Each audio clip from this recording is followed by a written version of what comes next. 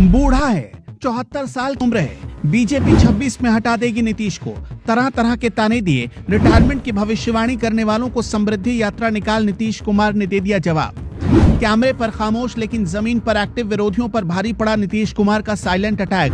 तेजस्वी विदेश घूमते रह गए, नीतीश ने बता दिया क्यों बार बार जीत जाते हैं। सुशासन बाबू को बीमार और लाचार बताने वालों की बोलती बंद। 16 जनवरी से शुरू हो रही यात्रा ने तय कर दिया बिहार का एजेंडा।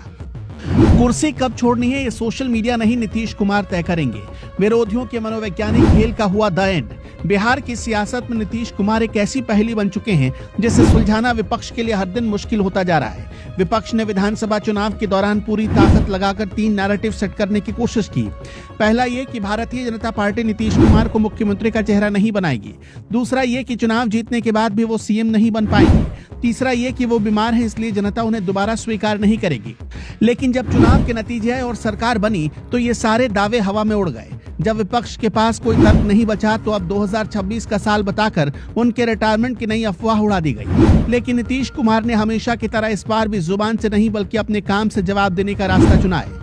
ये सच है कि 74 साल की उम्र और बीच में हुई बीमारी के कारण उनके स्वास्थ्य पर सवाल उठे थे, लेकिन विपक्ष ने इसे राजनीतिक हथियार बनाने की जो भूल की उसका जवाब नीतीश कुमार अपनी सक्रियता से दे रहे हैं। जिस वक्त विपक्षी दल चुनाव की तैयारियों के बजाय निर्वाचन आयोग से लड़ने में व्यस्त थे, उस वक्त नीतीश कुमार चुपचाप बिहार के जिलों का दौरा कर रहे थे। वो जमीनी स्तर पर जाकर योजनाओं की समीक्षा कर रहे थे और जनता की नब्ज टटोल कर कैबिनेट से बड़े फैसले ले रहे थे। उन्होंने मीडिया से दूरी बनाई और इंटरव्यू देना बंद कर दिया, जिससे विरोधियों ने उनकी कमजोरी समझ लिया। लेकिन हकीकत ये थी कि नीतीश कुमार जानते थे कि बिहार में बयानों से ज्यादा काम के दिखावे का असर होता है। हर साल कड़ाके की ठंड में जब नेता रजाई में दुबकना पसंद करते हैं, तब नीतीश कुमार बिहार की सड़कों पर उतरते हैं। ये उनकी पुरानी सियासी पहचान बन चुकी है। पहले समीक्षा यात्रा, फिर जल जीवन हरियाली यात्रा, उसके बाद समाधान और प्रगति यात्रा, और अब जनवरी की कनकनी में समृद्धि यात्रा का आगाज हो रहा है। 16 जनवरी से पश्चिम चंपारण से शुरू होकर वैशाली तक जाने वाली यह समृद्धि यात्रा केवल सरकारी कामकाज का लेखा जोखा नहीं, बल्कि ये यात्रा उस प्रोपेगेंडा को करारा जवाब है जिसमें उन्हें थका हुआ और लाचार बताया जा रहा था। याद है ना वो दौर जब नीतीश कुमार की तरह तरह की तस्वीरें वायरल की जा रही थी।